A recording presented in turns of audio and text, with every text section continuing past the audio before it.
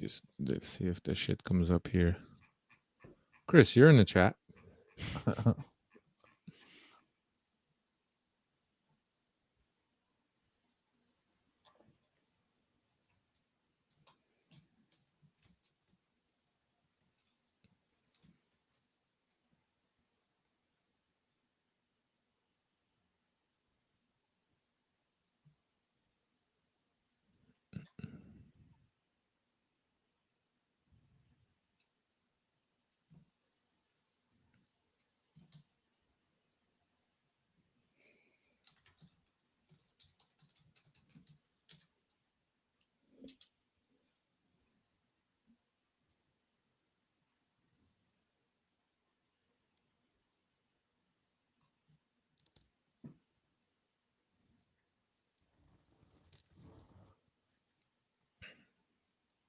Here we go.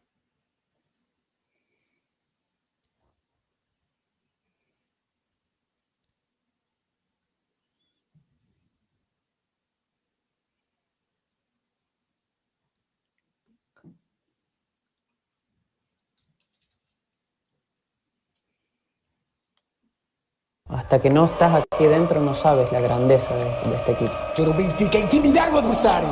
Quero o manto sagrado entrar com vocês em qualquer estádio. E esses estádios, pá! É isso que eu quero!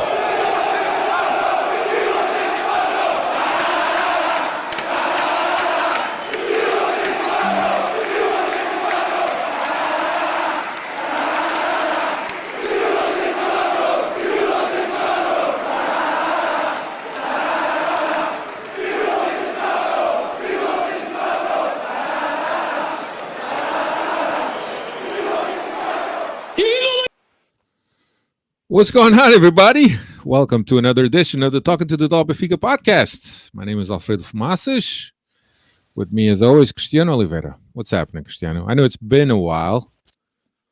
I forgot how to do this. How does this go? What are we supposed to do here? Hi, my name is Cristiano, and I'm a Benfica-holic. That's hilarious, bro.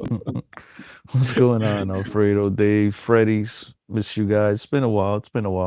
But we're here on positive notes. So positive Cristiano is going to be around for a little while, Dave. Yeah. Dave de Oliveira is also here. What's happening, Dave? How you been? Long time no see. Did you also forget how to do this? Only one way to find out. We'll see. What are we doing? Good to be back. Yeah. No, we'll see how the things go. Or I feel like the last podcasts and like the games, the Champions League qualifying podcast for us now. Objectives have been accomplished. We've qualified now. The real season and the real games begin here. So we'll recap that all here for you tonight. And good to be back with the both of you here. Damn, yeah. Dave is in mid-season form. Jesus, mid-season form. That was good, Dave. That was good. I got something going on here because I got Jason Gaidola on. Oh, here we are. Got Jason Gaidola in one chat and we're on the other chat, and it's a little bit delayed, and it is what it is, but we're here. Manny Valadão, Carlos Amaros, Diogo Reis, as always. It's good to see everyone. Good to see that everybody's doing well. It's been a while. Well, let's see. It's all my fault. I had vacation. Then I was last week I had a concert that I was at, and then we just couldn't figure out when to come on and whatever. I said we'll just save it for this week, whatever. But here we are. I know it's been a while. I wanted to apologize for the lack of content. We appreciate you guys as always, and I know that you guys look forward to our content, and I apologize if we have we've kind of let you down in terms of the content that we've been putting out. But we're here. We're working on new things. We're working on making the content a little bit more entertaining in terms of visual things, etc. So But here we are. We have lots and lots to talk about tonight. Serving up episode 565. Lots to talk about, and look, we won't bore you with all the details and the games, but I want to kind of break this up in a few sections. Right, we're going to break this up in what we've done so far in the league, and obviously we got max points with one game less, and we're going to talk about the Champions League, the fixture against Fenerbahce. We're going to talk about new signings, what our opinions are. Yeah, I know I got two feeds going. I know. I don't know how to change that. Um, but yeah, just trying to get people back all on the same feed. You know, Benfica didn't have any weeks off. They didn't have vacation, and they hit on all cylinders. We have nothing but time, and we just it's pontapé atrás do outro. We'll figure this out, though. We'll figure it right, Yeah. Alfredo. We have confidence. We'll figure Yeah, it out. it's just this new software that I'm using. I'm not using OBS, but the new software that I'm using, it's a little wonky. But yeah, yeah, like I said, so talk about what's been going on domestically. Talk about the fixture against Fenerbahce and the draw and the schedule and what we have up ahead in our way in terms of Champions League new format that was introduced last year, and then we also give you our opinion on some of the signings or all of the signings really. Obviously we've always prefaced these big election years with new signings. We saw it in when Luis Felipe Vieira went against Ronya. Now we're seeing it for Ricosta. It's an all-in thing, but look, it is what it is. I think as Benfiquistas we can't complain. I think we can complain when we're spending a lot of money and the guys that we bring in are worth shit. But it does look at least a couple of the couple of the guys that we brought in are players. But anyway, happy that you guys are here.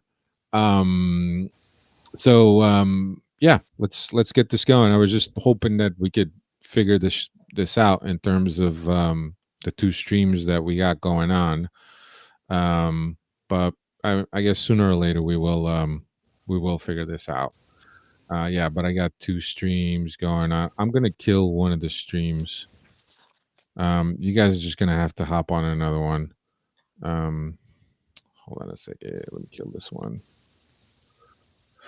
Up on the other stream, fellas. While you do the stream, I must say hello to Manny the Cunha, Jason Gaidola, NG, my man Kevin, Jason Carepa, Diogo Reis, Alfredo. Oh, that is you. A couple of the comments. Diogo Reis says 100 million spent in transfers, and Rui can't spot us with a little something something. Manuel Cunha says, good to be back. Jason Gaidola, evening, gents. How's everyone doing? From the Cunha. Kevin says, goddamn international break comes again, and I'm dying to see the new guys in action. I mean, that is you're not the only one, Kevin. We all Yeah. can't stand these damn international breaks, and especially when you get these brand new shiny toys that you can't play with. It's like the morning after Christmas, more Christmas morning, you open up all your gifts and your mom says you got to wait 2 weeks. Yeah. Did I just get knocked out? Oh, I don't know what the hell happened. No, I killed the one stream where Jason Gaidola was at. So I just told the fellas to hop on this stream. There was 9 people on one stream and I 3 think you people killed. on the other stream. You killed the. Oh man, a whole 12. I think you killed the one I'm on. I don't know. I guess the one I was reading from. No, everybody's is Oh, joining hop now. onto the other screen. You Yeah, said. hop onto the other one. Yeah. So the other one was a little bit delayed. So it's technical things that sometimes happen when you do these things on the internet live. You know how it is. Oh, we're gonna get the Zach Thornton studio up and running. The Zach Thor. Yeah, that's right. That's right. You forgot the Zach Thornton. We're gonna get that. We're gonna get the studio up and running soon, and so hopefully we won't have any of these glitches. Yeah. So yeah, let's start at the beginning. I was waiting for folks to come in and join us, but it looks like people already there's 10 in, so I think that everybody's made it in a whole 10. Could have a game. Carlos is here. SOBE's Manny Valadão, I said hello to the other guys, so I'm trying to say hello. Jason Gaidola, Kevin is back here. Still missing some guys, but let's go, baby. Let's talk about our Sport Lisboa Benfica. And hopefully it's nothing but good things. Yeah. So let's start with the domestic games, right? So Benfica is, obviously because of the Super Cup and then playing in Europe against Nice, we pushed off that inaugural jornada. So we're playing that. We're playing that sometime in September, right, Dave? I believe What? game The yeah, first against game? Rio. Yeah. September 22nd or 23rd, something like 23rd, that. the 23rd. So we pushed this off in just to so we're in one game behind, and we had who did we play? We played Strela was our first game, right, Dave? Yep. Which fell in Tondela. between the Fenerbahce fixture, was it? I'm Yeah, trying to Fenerbahce recall. Yes. away after Um, Estrella, and then Tondela at home, and then Fenerbahce yeah, at home as well. yeah. It wasn't. It wasn't a performance that was too pleasing on the eye against Strela, playing at the Reboleira, smaller field. Strela really gave us some problems, so we managed to squeeze the result there, and then we were home against Tondela, and that was a much easier showing. And then this past weekend we were away at where did we play? Alverca. Alverca. For this. Come on, So the Vinicius street, team. It guys. was all over TV, bro. You still It on was all over vacation, bro. TV. It was Yeah, all over Vinicius. TV. Vinicius was all over. They spent more time on him than on the I game and know. shit. I know. I mean, when you got that kind of money, you could get on a plane and take a trip to Ribatejo, right? Local airport, private jet. You can make it no issues. Yeah. I'm surprised people call Alverca Ribetejo. That shit's like right on the outskirts of, Well, of Lisboa. I don't know why. Whatever. But Alcochete is right on the border of Extremadura and Ribatejo, right? Yeah, of course. Like Samora Correia and Benavente, which you're familiar with. That's Ribatejo already, so Yes, it's that right I there. know. Yeah. So Alverca is also, even though it's on that side, it's just on that cutoff right now. Yes, sir. But yeah, the game against Alverca, and look, in terms of the lineups, we've seen some rotation, but some guys here and there. But for the most part, it's always the same guys. You got Truben in goal. Sometimes we got Samu in goal. You got Dal on the left. You got Dedic on the right. I mean, yeah, on the right. Then you got Otamendi and you got Silva. And then we've seen Tomás Araújo come in the midfield. You have Barrenechea and Rios. Then we have Barreira sometimes. Then sometimes we have Pavlidis and Ivanovic. And then on the wings, Auschwitz is on the right. Sheldrup comes in. Artur Koglu, while he was in, was also doing that. So we haven't seen a lot of variations in terms of the 11. It's been a pretty steady 11 with some timely substitutions and refreshing and rotation by Lage. But for the most part, I mean, what you see is what you get. I thought we had a pretty good half against Alverca. We scored 2 goals. Then the second half, we kind of slowed things down. Then we had the red card for Dedic. And then things just got a little bit out of control, where we lowered the lines too much, and then it was just suffering. It was suffering against a team like Alverca, a team that was recently promoted, a team that has 1 point, if I'm not mistaken, Dave. They have 1 point. So yeah, but we were able to get to 3 points, and I think that's the most important thing. But I mean, I'll throw it over to you, Chris, and I know that you got a lot to say. But domestically, how have you been seeing Benfica this year, or this early on? From my couch. From your couch. Yes. Listen. Obviously, watching Benfica play in these first 5-6 games so far to kick off the season, it's clear to everyone that's been watching these games that Benfica plays at a much higher level and in the European competitions, at least the Champions League qualifiers, than they have played in the Portuguese league. And call it what you want. I don't know if it's the pitch, because you could go back to the pitch at Estrela and it wasn't exactly the best. And then you go to the one this weekend at Alberca. That was, Fucking I worse. mean, it was absolutely terrible. These guys could not. You know what it reminded me of? It reminded me of the old school, not too old school, but a few years ago, Alvalade pitches that every time you stepped Oh, into the ground, the grass would just go with you. It was just, I don't understand. All this money spent on these fields and these guys can't take care of the grass, which seems to me to be the easiest of the things to worry about in a stadium and the easiest to take care of. But yeah, it's a different Benfica. I don't know if it's the nerves. I don't know if it's the excitement. I don't know if the players don't really get too excited about going to these little stadiums. They didn't exactly have the best of games as well at Stade de Luz against Tondela.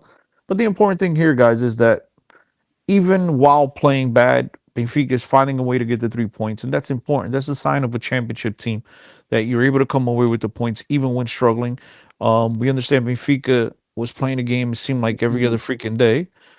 Players weren't getting the adequate rest. A lot of nerves. Obviously, Champions League qualifying or not is going to bring a lot of nerves into these players. But they did what they had to do in the end. They qualified. They pretty much, not pretty much. They hit all the objectives. Had players come in, players come out, players adapting, and all in all, 9 for 9 in terms of points in the Campeonato Português. Got the victories that they needed to get in the Champions League qualifiers, and I think we're all sitting here pretty happy because coming into this month, coming into these competitions, I should say, knowing that Benfica was only going to have a week off after playing in the Club World Cup, knowing it's going to be a short preseason, knowing you had an all important game with the Supertaça against our rivals from across town, which we did come away with. I'm pretty sure all of us had some butterflies in our stomach at some points, and look, they did what they had to do. Wasn't perfect. And here we are now, with new players, some exciting players to this new roster. We'll see what happens, but let's see if these guys now get on the same page, and hopefully, with the new additions, Benfica can start playing a little bit different football on the road. I think it's going to be tough all season long when teams drop back, but we got plenty of time to talk about that. yeah. Yeah, for sure. And Kevin mentioned something in terms of the pitch. He says it's frustrating to see these pitches be in such horrible shape. Doesn't the league have any standards? I mean, if it looks like this, right, at this juncture of the season, imagine when it starts raining and things get heavy and there's heavy pitches, what that's going to look like. And certainly, when there's European competitions, UEFA takes the time to come out, inspect pitches, make sure that everything is up to par, up to snuff. But the Portuguese league is the Mickey Mouse league. What do you expect? Now, what can you expect from a league that doesn't schedule all of their games and releases a schedule maybe a couple of weeks before the games are supposed to take place? But that's what we've grown to expect from the Portuguese league. But yeah, Dave, what about you, man? What have been some of your first impressions this early on? Chris took the positive route of going collecting 9 points from the 3 games. I'll go the route that I wish we would have shown a little bit more offensively. We've been solid, at least defensively, by the score sheet. There's been some games where I think we were fortunate to concede some goals, but The Strela game, Dave, the Pitus by Trubin in the Strela game, we got lucky.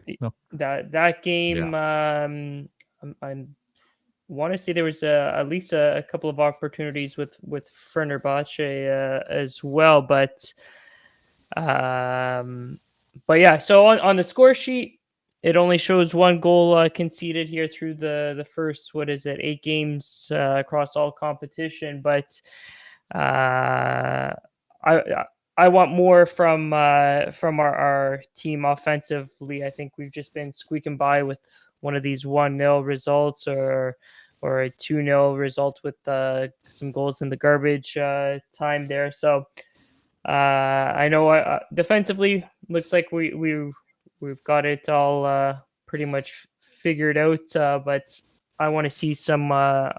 When you think about Benfica, you think about an attacking team, and we might score 4 and we might concede 1 or 2 here, but at least we're going to be scoring goals. So it's a little bit of a switch up here where we're not conceding goals, but to score the goals, it seems to be a little bit more work. Dave, you brought out the negative in me, Dave. You brought it out. I mean, I'm trying to be positive, but Dave, I mean, you're asking for miracles here. We're talking about an offense that's Pavlidis, who's been rusty so far.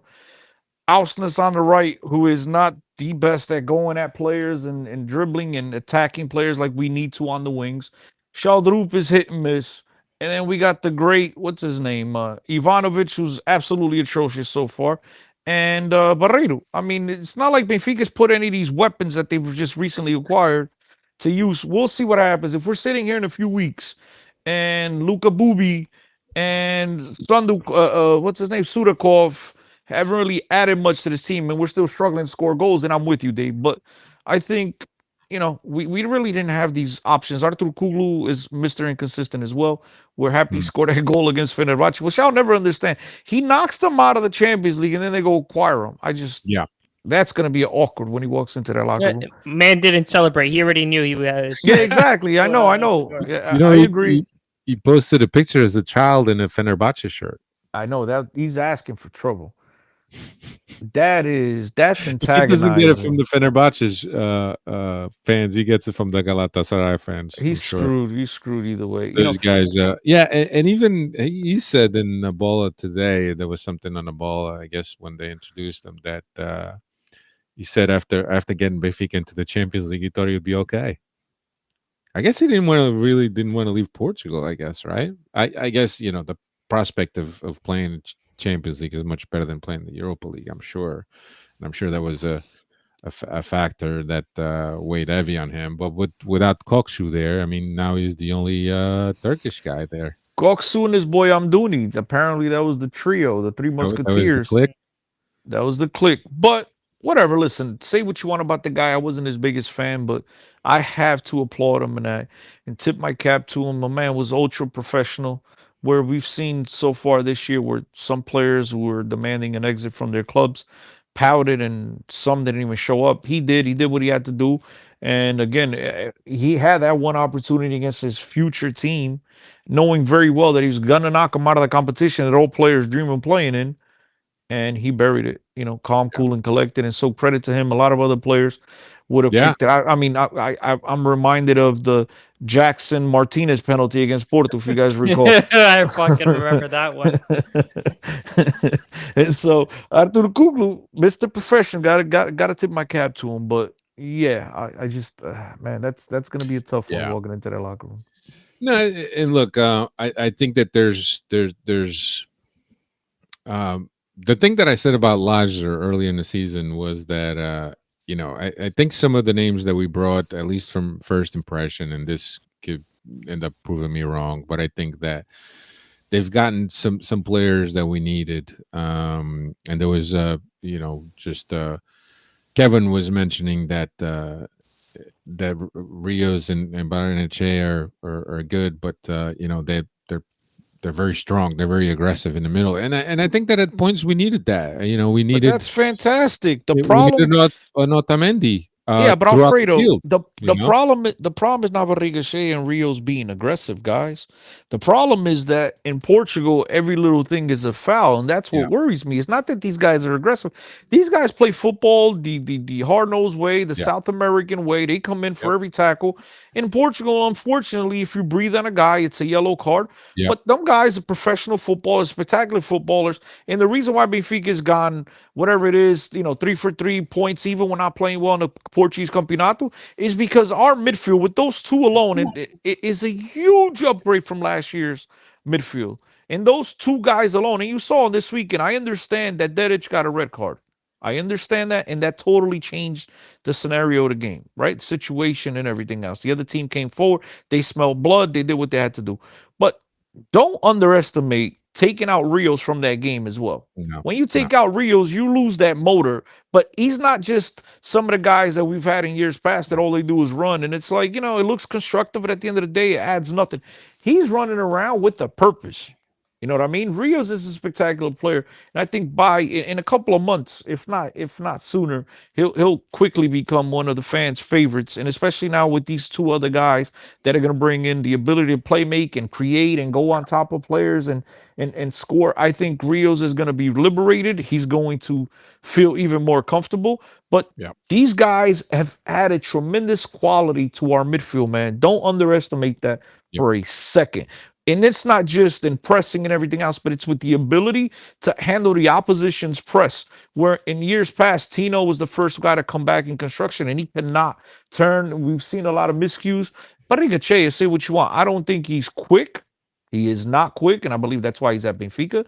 Because if he was fast, he'd still be in the UK or in Spain. He would not be at Benfica. So he's limited in that capacity. But with the ball at his feet, the dude's a magician. With his left foot, with his right foot, one touch, two touch, simple, and we alleviate that first line of pressure, and then it allows Benfica to come forward and play. And so I think it's only going to get better with the addition of these new guys. Yeah. And look, all of last year we played in a system without two forwards. Now all of a sudden Ivanovic joined, now insisting on Ivanovic. Now we're finally just starting to see Barreiro, but and God bless him, Barreiro, he has the right attitude, he has the right drive, he puts in the effort, but come on, man. He's Hey just man, not look, but he's Barreto not did that score a player. hat trick last year. He scored a hat Oh, trick. fuck. He Look, doesn't even know how he scored the hat but trick, hold bro. on. You guys know I'm out of all the three of us, I'm the most critical when it comes to players and shit like that, right? Yeah, yeah, But to me, guys, man, it comes down to you don't try to fit a square peg into a round hole, right? It just doesn't yeah, work. And at the same time, it's not Barredo's fault that he's playing the 10 position. I mean, the guy don't know what a 10 is if it smacks him upside the head. You know what I'm saying? And it's not his fault. He's just out there pressing and doing his best. He is not an extraordinary player by any stretch of the imagination, but he is a roster player, a player that rotates, a player that could come in, for one or two starts and serve the club well. The problem is where you play him. And so I think now with the addition of Sudakov, with the addition of yeah, Lububaki, I think he'll start playing a little bit deeper down the field, and yeah. Benfica's gonna have to start rotating guys. We obviously lost Florentino, and now you have Barrigachea, who's already on three yellow, right? Every game, In Both three and games, Rios. yes, fucking and game. Rios. So you're gonna have to rotate. So guys, you're gonna Yeah, see maybe I can't wait until what's his name Manu comes back, but that's yeah, still a little further down the line. The same thing with Ba. But for now, you're gonna have to see Barreto play that position. You're gonna have to see yeah, Alsnes slide into the middle a little bit. I think Alsnes now, when Benfica comes back and they feel the strongest 11, you're gonna see Alsnes on the left, Sudukov in the middle, and Lububaki on the right, with Pavlidis up top, with Barrigachea and Rios. But they're going to have to rotate some of these guys around. And the one thing I like about this year's team, I understand there isn't that one guy that's going to break everybody, right? Go on top. I love those players. I think we need those players, especially in a 4-2-3-1. Players that add width and go on top of players and able to break them and cut inside and score. And I think Lububaki could be that player. I don't know yet. He might be that player. But I think this year's team, once Ba comes back, once Manu comes back, the way I look at it, the sign of a good team, guys, is yeah, you have two solid out, and obviously the goalkeeper is the least of my worries, right, when it comes to options. But you have two very solid options at goalkeeper. You're gonna have Ba and Dedic on the right side of the defense, right? Two guys that I like Dedic better. Don't get me wrong. I think he's a better player, but the other guy could play in the game instead of having to go and play at Chaves and Tondela, right? Dedic, you could rotate him and have him fresh for the Champions League. Then you got the three options at center back, right? Then you got Obrador and Dahl, I'm sorry, on the left. And I think Obrador is a player that's still very raw, but I think all you guys will eventually like him very much. He reminds me a lot of a young Carreras when he came in, struggled a little bit. A lot of people are saying he's too green, but once he got the hang of it, he became a phenomenal left back. So much so that he spends a year at the Luz and goes and Real Madrid buys him, and then he starts for them. So I think Obrador is a player in that mold. I think we'll all be happy with him. Then in the midfield, you're gonna have Manu, Barreiro, Barrigachea, Rios. I don't know about this Coletta, this new Italian player, but they did register him for the Nah, league. he's going to B. Okay, I didn't say he's not going. They did register him though for the No, league, they do Reggie. so that means he's available at some point. What's his name? Oh my God, João Vlozu is another player. I think we'll get some burn here at some point. We have options on the right Regu. with Pristiani. I'm sorry, You got Regu, João Regu. I forgot about him. Man. He hasn't even Yeah. played. He hasn't played in a bit, but I Velosa's played a haven't little even bit seen. more No, than him. I thought didn't Rigo go out on loan? No, Or am he's I going still here. Yeah, crazy? no, He's still been there. He's still injured. here. Oh, he's He's been injured. Okay. injured? I think. Well, he made an appearance in the Eusebio Cup for a minute, and then Yeah, after and that, that was it. So did yeah. Veloso. Veloso played there, never played again. But Regu, Yeah. I could have sworn Regu left. I thought he left on loan. I don't know. Maybe I'm going crazy. But listen, there's different options. You got Lukubaki on the right, Prestiani on the right. On the left, you could play Lukubaki on the left as well. Sudukov could play on the left. You have Sheldrup on the left, Alson's on the left. I mean, you got options. The only one out of all these guys, to be frank, out of the new acquisitions that Benfica acquired, the guy that really has me shaking my head and questioning a whole bunch of things is Ivanovic.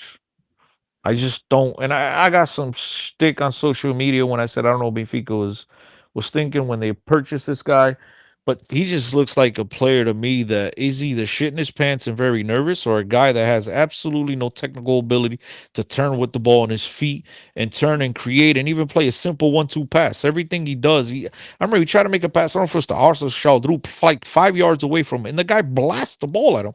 I'm like, you have absolutely no touch. But again, it's early, and if he gets to be successful, he's going to have to pick it up.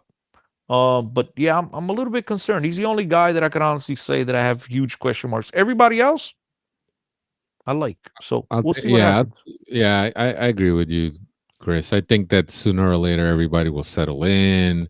Now that the transfer window is closed, there's also people relax. They're not as distracted. They're not, watching the media. They're not taking calls from agents. So things will settle in. You got the final squad.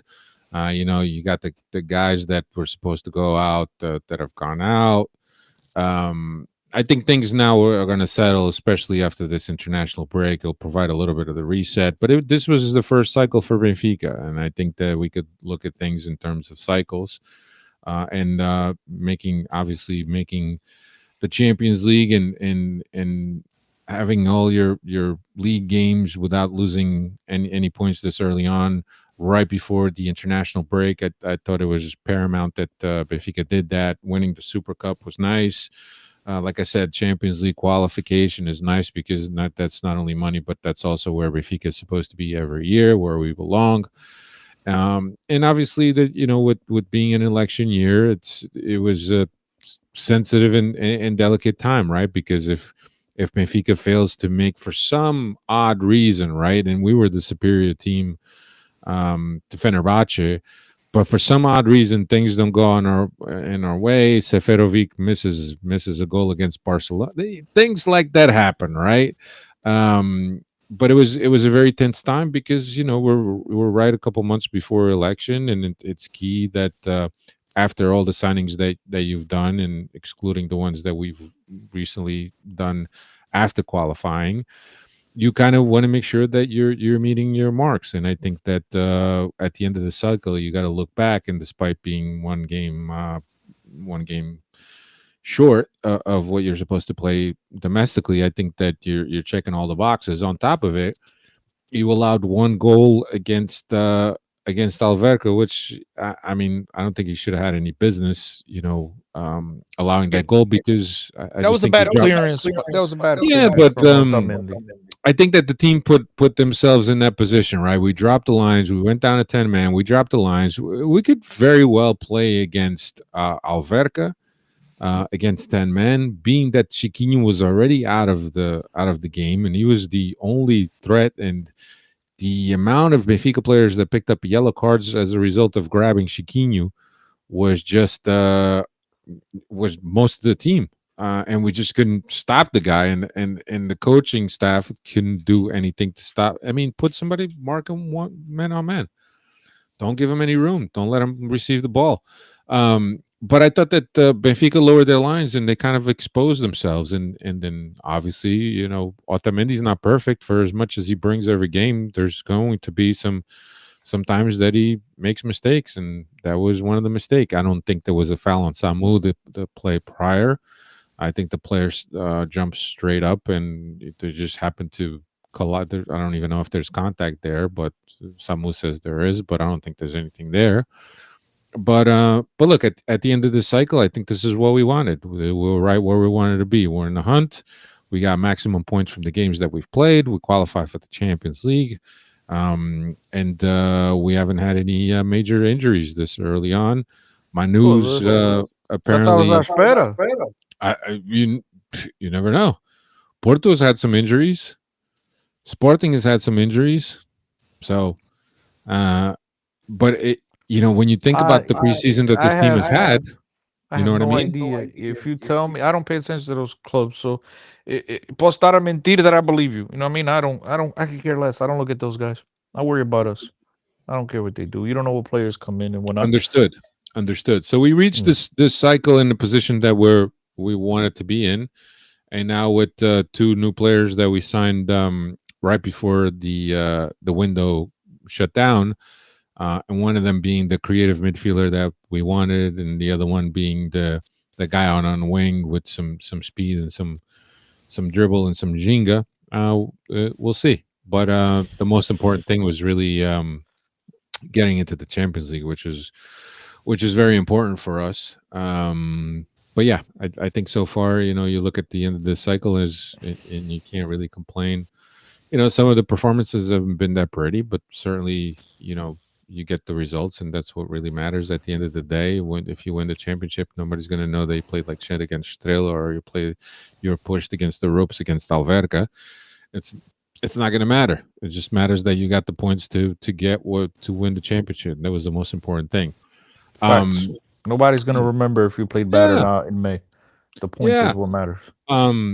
So the Champions League fixture against Fenerbahce, I think that when we went to Turkey, I think we respected Fenerbahce, but I get the thinking behind it, right? The biggest thing is that don't expose yourself too much, because if you get a tie, or if you end up squeezing a win, bring it to Lisbon and you finish it up in Lisbon. I think that was the mindset, not to expose yourselves, play a little bit of conservative football, try to manage the game as much as possible, try not to get exposed. And I think that was in it. As a Benfiquista, you look at that, okay, well, logically that makes sense. But for me, Benfica should be a team that goes into every field and just tries to beat their opponent. That I just thought that Benfica was a little bit too conservative in Turkey. And then came back to Lisbon, obviously, was probably one of the better first halves of football, if not the best first half of football that I've seen Benfica play this season against Fenerbahce with in front of our fans. And that was what Barreiro see me to put the wrong foot on every play. Imagine with a real player in that position. He missed at least 3 goals. He missed at least a hat trick, Mr. He Barreiro. was involved. Yeah, he was involved in good and bad. I thought he Good was and our bad. most influential player in that first half because he was everywhere. Good He and was bad. He everywhere. influenced the game in a negative way, right? When Yep. with Pavlidis' goal, then he gets the header, which I don't even think that was a push off. That's a goal. Then he finds Artur Kuglu by himself. Credit to him to pick him out. It just seemed like he was involved in every Yeah. opportunity that Benfica had, and unfortunately for him, The good and the bad. he doesn't have the ability to make those plays. He'll get them off once in a while, but not on a consistent basis, and that's why he is not that regular starter that we all want at the position. And just to piggyback off of that, Alfredo, I wanted to read a comment here.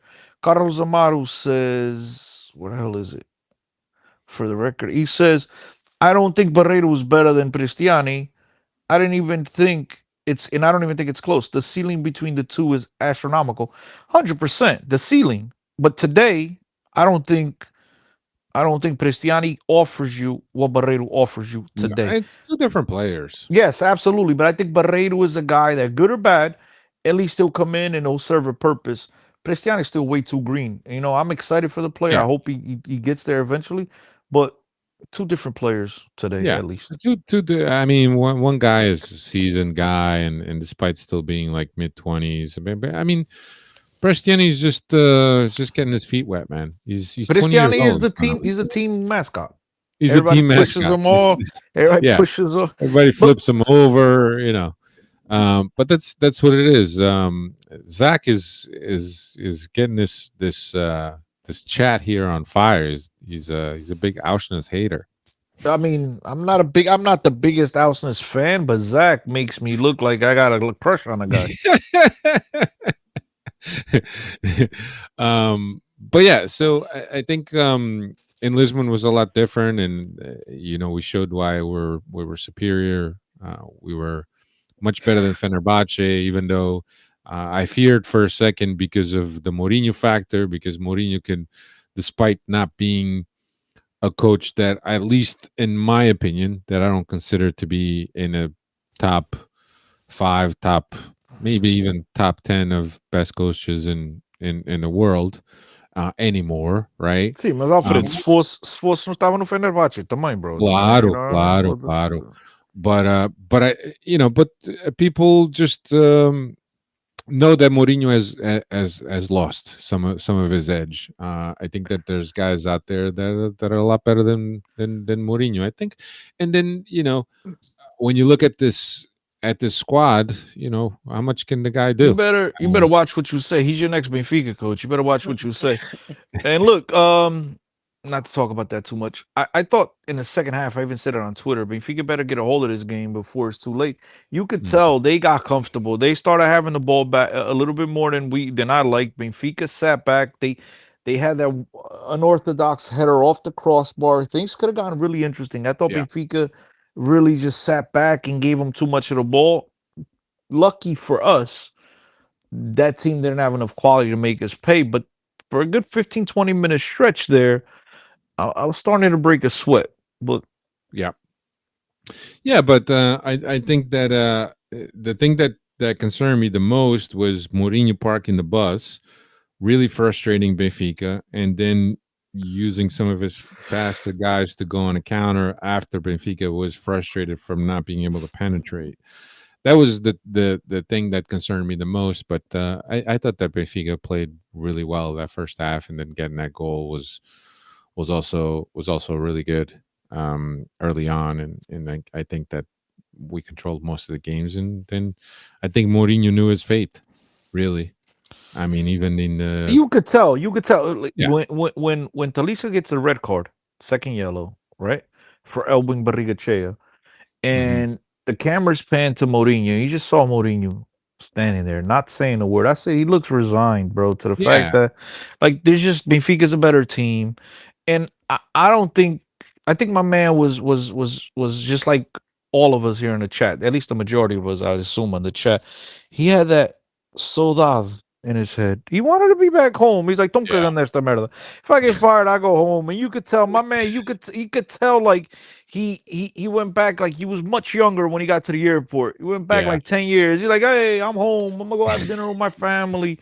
I have some And chocolate. yeah, he's chilling, man. He's like, all of us want to be back in Portugal. Guys, I'm not talking para me nervar, bro. Back in Portugal, and he's got 15 million in the Yeah. bank for his termination. And an agreement to be the next Benfica.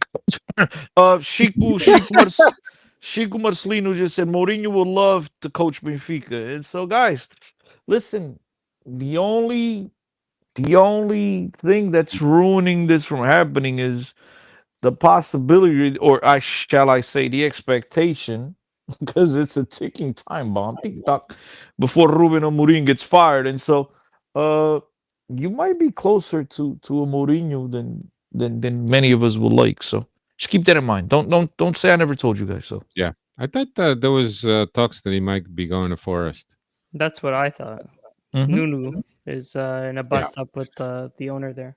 Yeah, there was a little blurb in I forget which paper it was. It was a Bola Record that Mourinho has now collected 100 Wait, million. you're 100 talking about the same newspapers that said Benfica não tem interesse nenhum no Luca Bubi. Área dos planos. The Same thing with Sudakov. Sudakov, yeah. No, No, I don't and know Luka- which one it was. That And was, Luca, that was they did Record both. or It was Bola. Record did both. They actually said both. But, out of their plans. But Chris, you know how it is. That's sometimes it's to cool down the clubs, to bring some of the leverage back to the club, to the agents. Those are Well, games. it ain't look like it when you paying 30 million for Sudoku plus 25%. It ain't look like that worked. Not on Yeah. that one. Not on that negotiation. But listen, we talk so much about the Champions League. Let Dave talk a little bit. Dave, Yeah. Dave, give us a schedule. yeah, Give us the I'll give draw. us Give us the draw. yeah. kicks off on the Tuesday, the 16th, against Garabag, the Azerbaijan team. They'll be coming to the Stadio de Luz. Then we go on the road to Chelsea on Tuesday, the 30th of September, followed by away at Newcastle Tuesday, October 21st. Back home against Bayer Leverkusen on Wednesday, November 5th. Away at Ajax on Tuesday, November 25th. At home against Napoli on Wednesday, December 10th. And then in the new year, away at Juve on Wednesday, the 21st, followed by wrapping up the Champions League at home against Real Madrid on Wednesday, the January 28th. Yeah. Chris, what do you I think mean, of the could this of the draw draw? have gone worse? It's pretty fucking bad. awful, man. How many times do we got to play Juventus? Fucking Well, but shit. Juventus- That might be but our listen- only bright spot out of this. Thank draw you, here. Dave. Yeah, that might because we're 7-1 against them in European competition. So Alfredo, that might be the only one. But dude, Real Madrid now pot four. We get a team that is way above pot four, which is Newcastle. Like it shit just can't. It's like we got the best teams from every pot. It seems like. Yeah. I mean, the only thing we're missing was PSG. I mean, absolutely atrocious. I mean, we got Quarabag. And again, me and Hugo talked about this a lot. We were hoping we started with Quarabag because that gives us a nice little start. 3 points in a bag. We're good, as opposed to having all this pressure. And then we play, what is it? Newcastle and Chelsea and Newcastle, right? And we play at home, then to Chelsea, then to Newcastle. The next two games are away. Yeah. Those games are going to be crucial. But I think Benfica is going to do just enough to be able to advance. And the one good thing also to keep in mind is we get to play Real Madrid in the last game, which Real Madrid will probably have things sealed by then. Yeah. Which might be Or a not. good sign We for us. hope. Or not. Yeah, we hope. not. We hope. We hope. I mean, it hasn't been there's been some questioning of Xavi Alonso's methods, but it's early on. Bro, it's all She- these coaches. These guys think they're all fucking philosophers, bro. This is soccer. It's pass the ball, kick the ball, and score the ball. These guys want to do, they're retarded, bro. Oh my, excuse the term. I apologize. But soccer now, I'm watching these games and it's so boring. These games are all played in between the boxes. Nobody even attempts a shot. Nobody attempts a dribble. It's just like a huge chess match because all these guys think that they're going to reinvent the wheel. It's not a good product. I'm sorry, bro. It's not a good But product. I'm struggling to find how we come out with at least 9 points from this. Hal, I this got you, draw here. Dave. You ready? Let's do it. Go ahead. Tell me the games. 3 points against Quarabag. Yeah. I'll admit we might lose to Chelsea, but again, anything could happen, right? Same thing with Newcastle. I admit that we're underdogs going into their stadiums. I admit. Then we come home to Leverkusen, right? That's Yeah. 3 points. That's 6 points. Then Ajax, If right? Ten Hag was still the coach, maybe we'll Yeah. see who's the coach after this. Good You point. never know. Good point. Ruben Amorim might replace him. You never know. So that's 6 points, right? Then we got Ajax, right? yeah, That's 9 points, Dave. What do you? I mean, you want more points? Away. That's going to be a tough away. Ajax away is day. garbage. Listen to Cristiano, positive Cristiano. Okay, that's 3 points, and then we'll see what happens. Napoli is obviously a very tough game, but it is at home, right? And who else? Juventus is a team, like I said, we're 7-1 all time against them in the European competitions. I get it. It's not going to be a pushover, but a draw is not out of the question because it's going to be in their minds that we have this tremendous record against them. And then Real Madrid at home, bro, a game that Real Madrid might just be. I mean, the problem is that their backups is world-class players. But you know, they might be playing with their backups because they have everything sealed already. I would have more confidence coming away with a victory against Juventus than against away at Ajax. But it would be good for the coefficient if we could pull one over the Dutch side there. No, We're but listen, I think last season Real Madrid came down to the wire, right? They To did, yeah. qualify into the next phase, if I'm not mistaken. Uh, You guys it, remember? they weren't guaranteed it. They ended up winning on the last day, and then they jumped into the top 8. What they really are concerned about is making that top yeah, the 8. top 8, right? Alfredo. It wasn't getting into the top 24. They might have been last day struggling to get into the top 8, which gives Yeah. you a bye, but Right. that's not the top that's not the top 24, bro. Because I remember what I mean? looking, even PSG was Yeah, kinda PSG teeter was totter. with us. PSG was with us. Yes, PSG was with us. Yeah. But not Real Madrid. Real Madrid was good. They got through. Yeah, what do you call it? Sheikh Marcelino was asking what you thought of Ivanovic, and Sheikh Marcelino interceptar. Diogo Reis already told him what you think. He goes, I knew Chris thinks like me. Come on, bro. Sheik, I want to know who saw that guy play and said, "Man, we gotta spend 28 million on this guy." Whoever signed off on that signing should be demoted. Should be put into the women's team or something. Because Come on, man.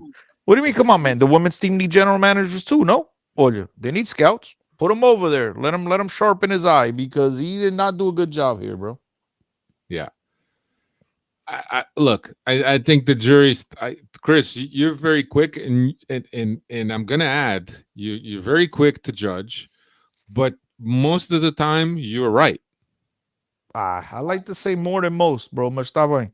I don't know what word. I'm not gonna say all the time because that'd be perfect. Mostesses at a time. The hostess with the mostesses. Mostesses, yes. Hey, Alfredo wasn't wrong. Real Madrid was a part of that playoff last year. Yeah, They I remember. They drew City, and they beat City. Yeah, I remember seeing that as we're headed into the last couple games, and we were counting shit. Real Madrid was down there with PSG, if I'm not mistaken. I think I remember. I remember that Real Madrid didn't really have a good. They finished 12th and had to play City. Yeah. But look, this is another year, different coach. You know, they got Carreras now. They're good. Vinny Jr., Nalverca.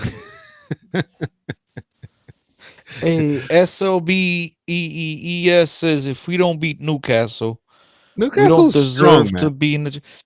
Newcastle just finished in the top 4 in the in Newcastle's the strong. EPL. I get it, they lost Isaac, but they bought an absolute baller from whether Bremen, one of them teams in Germany, whoever it was. Some dude 6'6" who's a ball. He's not just one of them Peter Crouch Mamalukes that just run around and header ball. This guy actually, for a 6'6" guy, he could actually play. The dude's got Ginga in his feet. They got Bruno Guimarães, who is absolute beast in that midfield. Yeah. And then the other thing, everyone on that team, I don't know if you guys have noticed or not, they're all like 6'7" and taller. They got a They're good all team. huge. They got shard. I mean, come on, bro. To say that these guys are a pushover, you clearly don't pay attention. I mean, they're not a bad team at all, bro. They're not a bad team. We're not talking about Burnley, man. The only bad thing is they don't have Odysseus no more as the backup goalie because he could have, maybe he could have played against us. Bad thing for us. Yes, that's what I'm saying. It's the only bad thing for us. That guy, I don't think has played 10 games since he's left Benfica. Yeah. Where's he at now? He left. He left Newcastle. He went to Forest, and then even Forest. And now he's at Sevilla. Oh, he left. Okay, he's at Sevilla. Yeah. Okay. Yeah. But look, it's going to be an interesting. Champions League for sure. I mean, when I look at this squad and yes, Bruno Teixeira says number 10, Gordon. I think that's his name. That dude's a baller too. Yeah, Newcastle got a lot of players, man. For anybody, Donati, Tonali, not Donati. Donati's a former Italian midfield. Tonali, I mean, they got so many. Listen, they're solid. They're a very solid team. Very good team. Obviously, to finish in the top 4 in English Premier League, they're not a pushover by any stretch, man. They're a good team. And Benfica's gonna have their work cut out for them. Now, can we go there and pull off a surprise and a draw. Listen, Yeah, we have Champions League pedigree. They don't. You know what I mean? So yeah. maybe that work in our favor, but it's not going to And be it's a cakewalk. that's one of the things that has me encouraged about this team is that we got a couple guys, and especially with the physicality in the midfield, and now with Sudoku, um, and a couple We other we guys, lost we Edic, lost we lost Kosoku and we brought in Sooku. I mean, Jesus Sudoku. Christ. Probably shots. But look, I think that my biggest concern has been, and look, has been what Laj's ceiling is, because I do think that Laj has a little bit of a ceiling, to be honest with you, in terms of coaching. Um, I think I like the players. Obviously, there's still some guys that the jury is out on. Let's not forget that Richard Rios came from a different reality, different speed of the game, different refereeing, different style of play.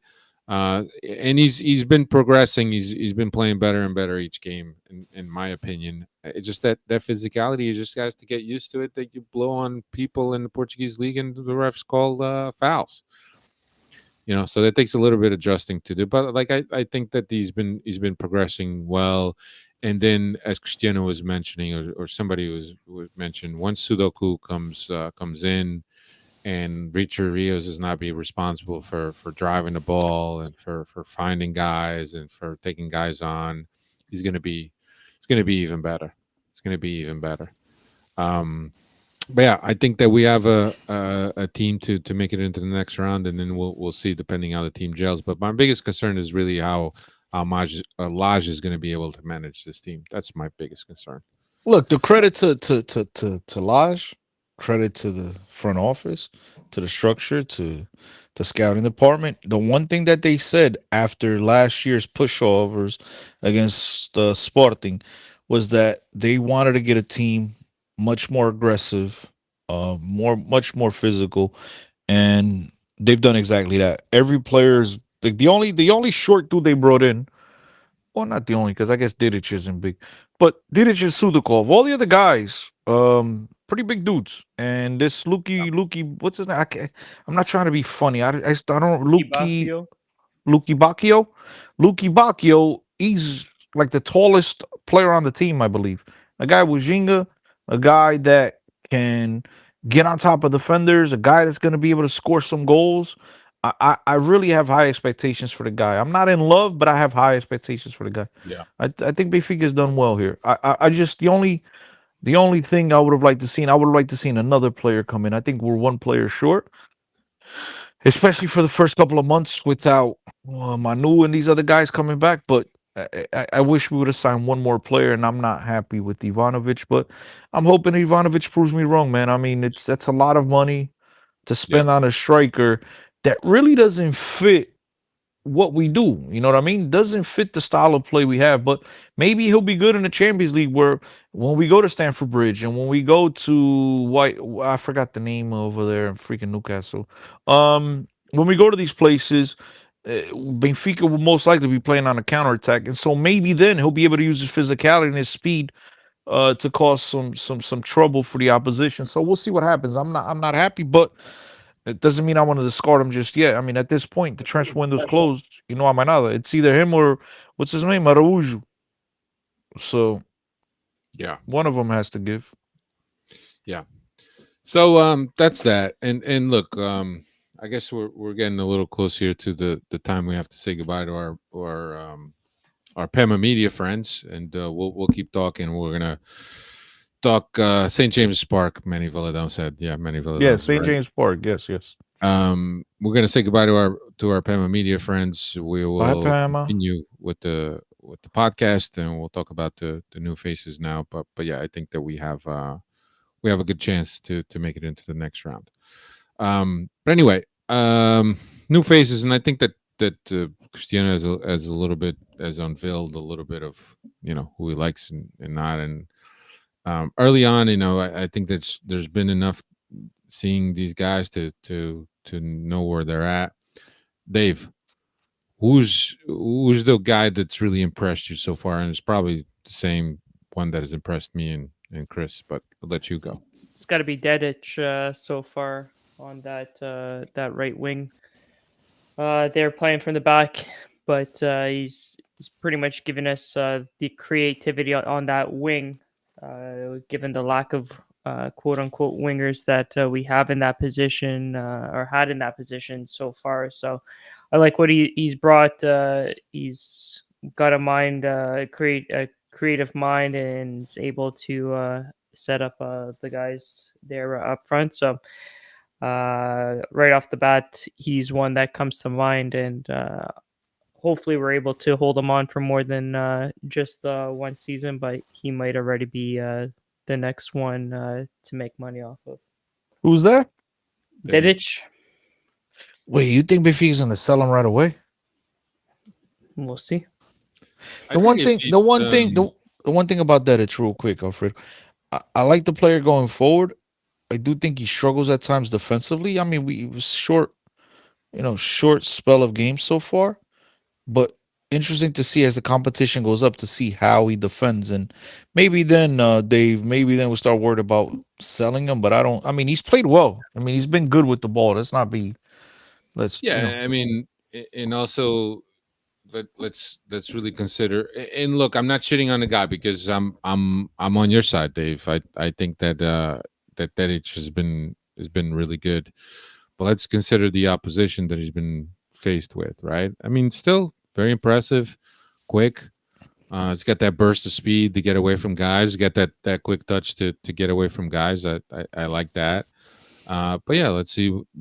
With the Champions League coming and some. Yeah, the one high level game he played against Yeah, Sporting, he wasn't great. But you got Porto right around the corner as well.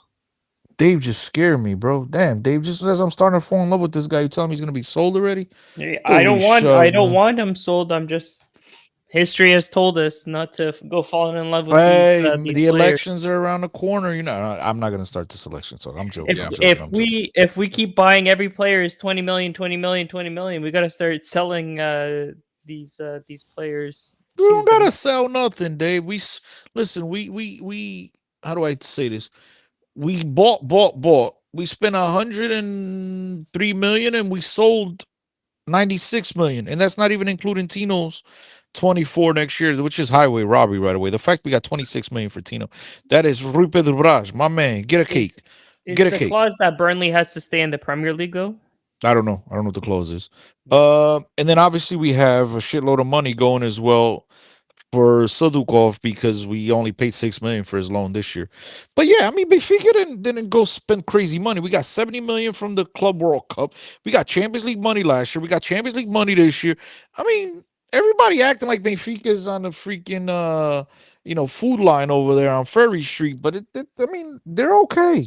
I mean, I'm thinking they're okay. I don't know their finances in and out like that, but just on money in and money out over the last 12 months, they're good. I don't understand why everybody's stressing. And plus, if you want to compete and you want to regain that domestic advantage and dominance in Portugal, bro, you have to spend. It is what it is. The team last year, and that I got on Alfredo on the last podcast I was on. I was gonna say something today and I didn't, but now I'll say it. Right when Alfredo mentions the acquisitions because of elections, and to me, it's like I don't care if there was no elections. The team last year was shit. We needed to bring in new guys because of what we said before in terms of physicality and aggression and intensity. I mean, this is a proper team. Is it still short a player or two? Yes, sadly, Ivanovic looks like shit. But if he turns around and he's a player that I guess they're expecting him to be, maybe we're, looking at this whole thing a little bit different if the guy's able to come in and contribute. Yeah. The team is a proper team now.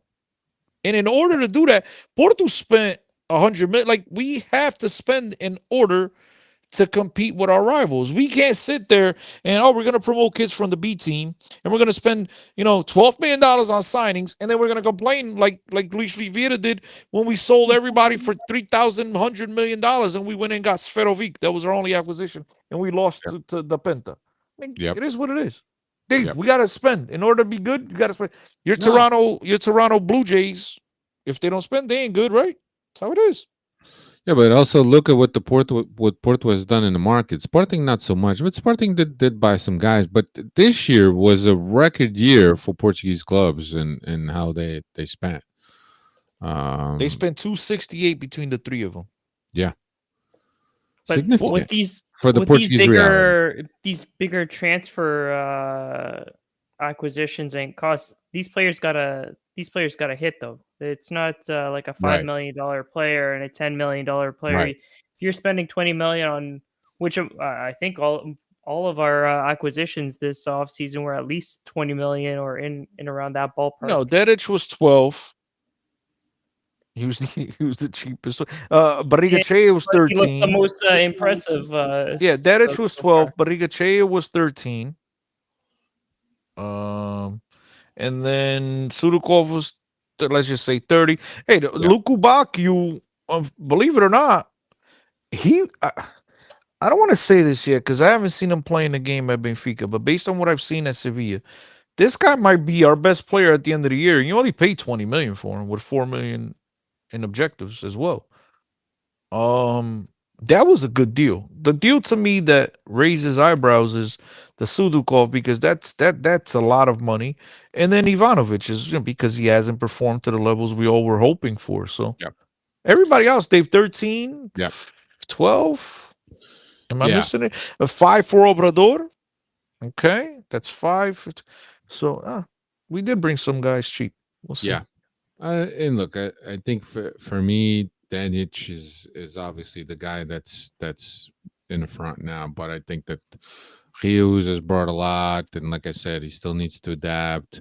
But Inachea, despite his lack of speed, I mean, sometimes you don't need to have speed if you have positional sense, and you're always going to be in a right position to receive the ball and to be able to lay it off.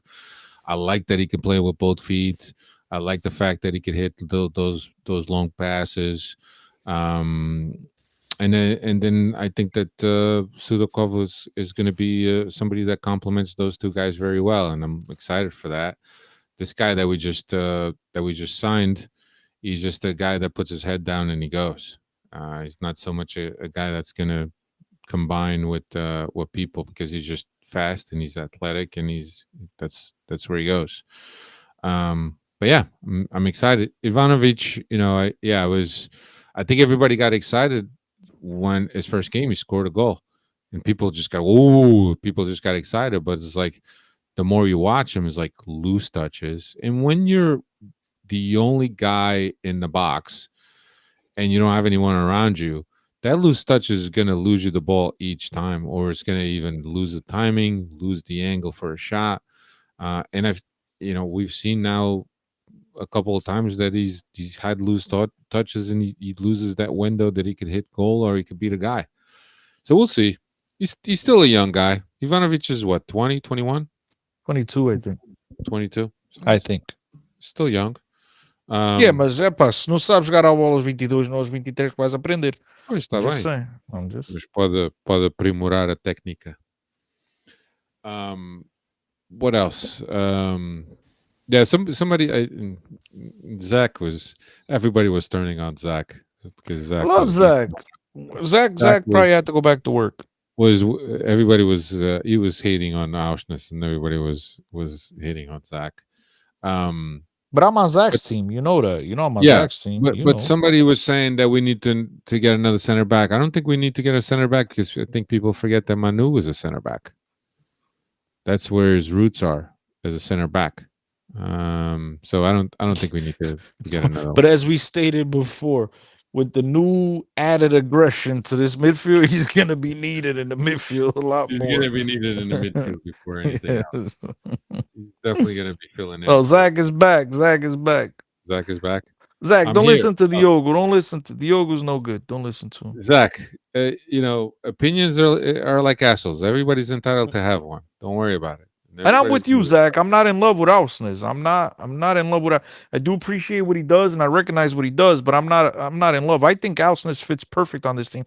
The problem was last year, Ausnes was the best midfielder we had. And that's the problem. This year he's at He least was a at solution for worst. everything. Yeah, this year you got Enzo, you got Rios. You don't need to rely on Alcines the way you did last year, and so I think he's gonna fit in perfect. He's gonna be that Swiss Army knife that could play everywhere. Look, next game he's gonna play right back most likely, so he's gonna do a bunch of different positions, and he's gonna play them all well. He's not gonna be fantastic, but he's gonna play well.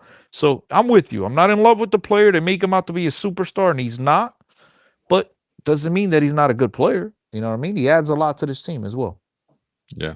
Zach said they was taking a dookie. Not gonna lie. And he didn't take the laptop into the bathroom. Apparently not. Need your hands to wipe your ass. Can't be typing and going back and forth with Diogo Reis. What's wrong with you, Chris? But yeah, I think that there's been some interesting guys that Benfica has brought, and obviously, I don't mind paying the money, and I think it's worth investing if you're gonna have a good team. Just don't invest into players like Jurasek and Picanha. That's finally gone. Bro, but that's the thing. You go from Ferreira, Rodriguez, Yaremchuk, Musa, Tankstead, Picanha. That's some Now- fucking names, bro. Now this guy, it's fucking like $1 billion spent. And I'm with Carlos Amaro, right? Because Carlos brings a good point. That it's like Benfiquistas are all accountants, and I agree. Benfiquistas are all coaches. They're all accountants. They're all fucking experts in everything. And you know what I mean, Carlos? I'm with you. These guys. It's the only fan base I know that we sign a baller and like, custa muito.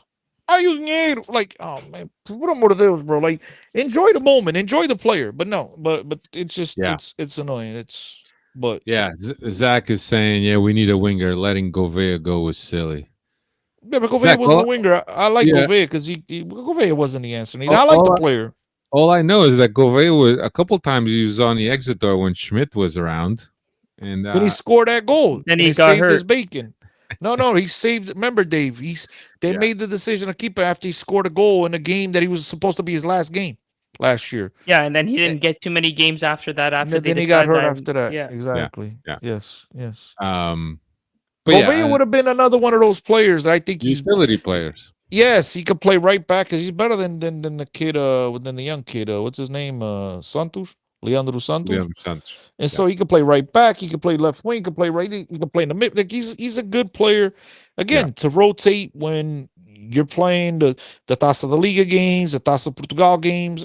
He's a good role player, and I would have liked to have kept him, but can't keep everybody, guys. You can't, because now you're gonna have to try to, as we talked about, Regu, Vlozu, you're gonna have to try to pump these guys through the system as well and see what you get out of these guys. They're gonna have to, because with losing, just thinking about this, they lost Gouveia, they lost Florentino, and then the Champions League has those like strict quotas that they have to meet, that they have to have a certain amount of players that develop through the system and a certain amount of Portuguese national players registered as well. So they're gonna have to call up and maybe even depend on getting some minutes for these young guys on the B team through the Champions League at least, and maybe even the Taças as well.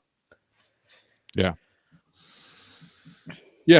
Look, I think there's definitely some interesting players. We'll have to see how they develop. I think it's still early. I like to give a benefit of the doubt. Chris is, like I said, he's quick to judge, but most of the time he's right. So. It's a good roster, guys. It's because you have two options. It's a good roster. It's short. It's short, but it's a good way. And Ivanovic could be the key that turns it all around. But you still got Enrique Araújo, don't forget. I haven't seen anything yet that, from the player that tells me he's going. That tells me he's going to turn it around, but we're hoping. And Enrique Araújo, I don't know, man. Listen, we're talking. I've never seen so much fanfare for a guy that scores 6 goals in 4 years out on loan. I just in total in 4 years. I don't understand. And I believe all 6 were like penalties or some shit last year. But hey, whatever. That's just me. Yeah. Yep. Kazumar says, for the record, I'm biased with Auschwitz. I met him, and I couldn't stop giggling like a schoolgirl the whole time. It was embarrassing. He says his wife even called him out on it. That's embarrassing, man. But it's okay. Hey. It's okay to fanboy. Oh, boys. Thank you, Red Baron said, Chris Ivanovich, a crack or crack? I don't know. It looks like crack so far. It looks like the guy that signed off was on crack. I don't know. Somebody signed off on him.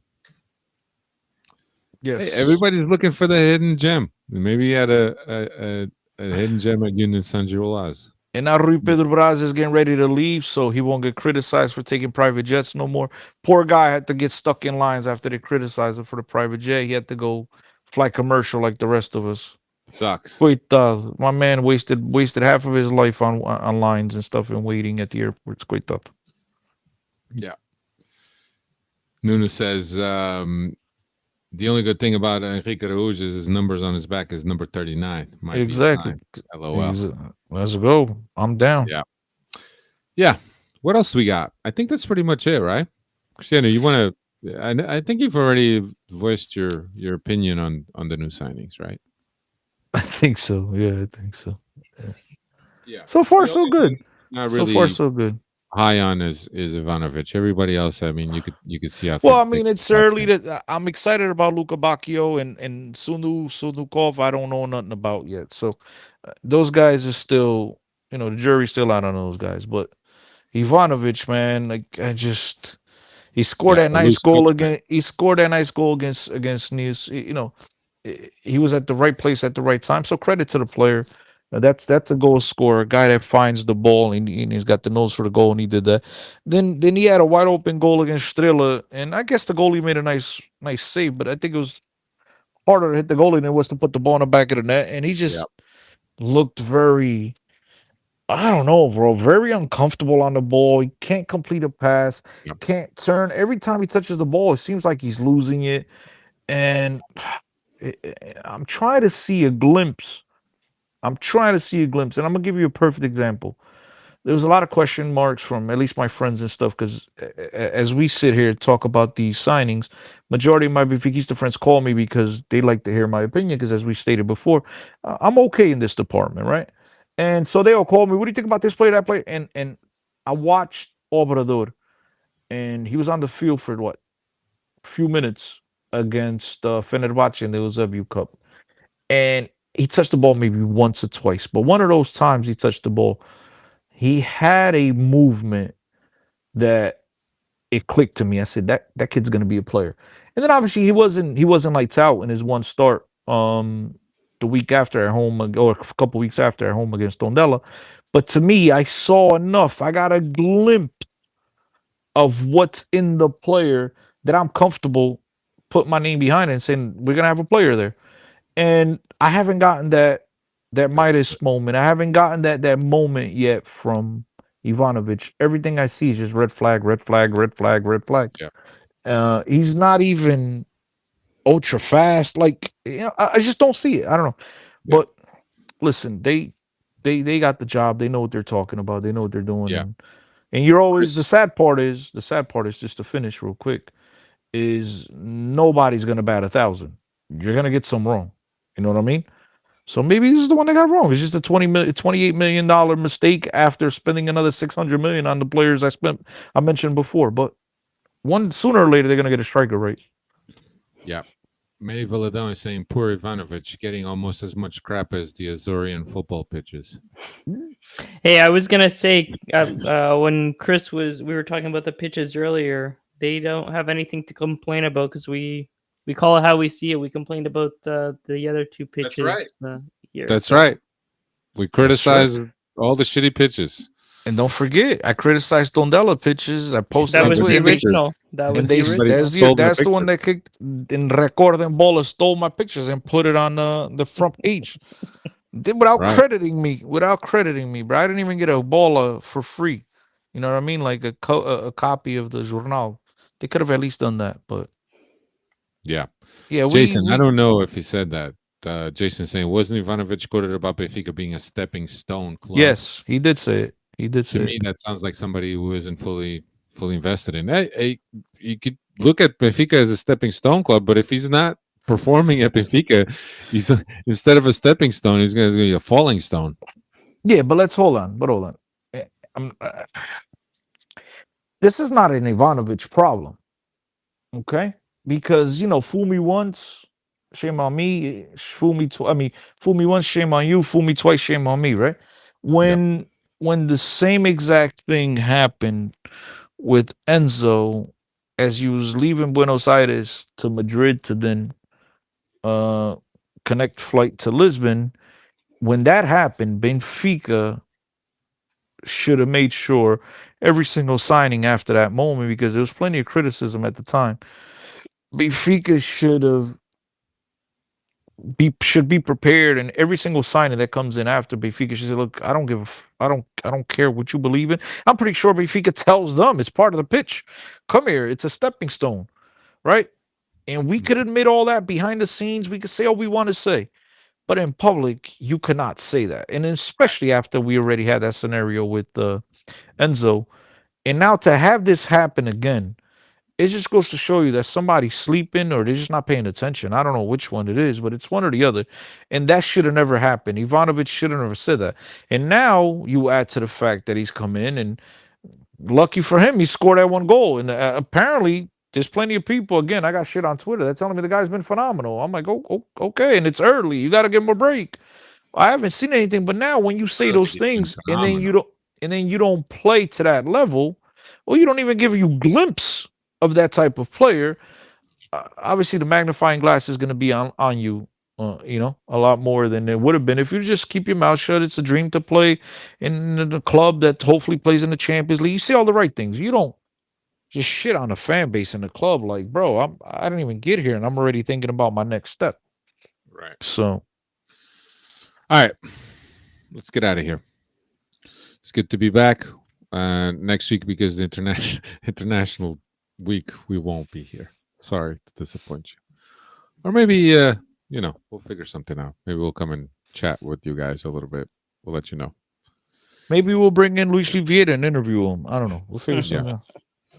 He only wants to debate Rui Costa. He doesn't want to debate anyone else. Just Rui Costa.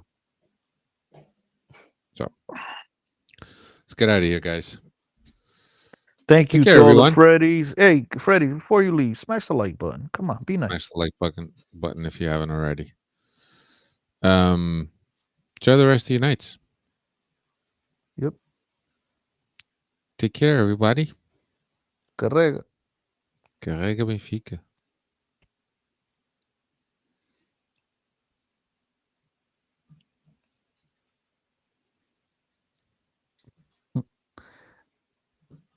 Estamos fodidos. Good job, guys. Dave. Phenomenal, Dave. You did a great job.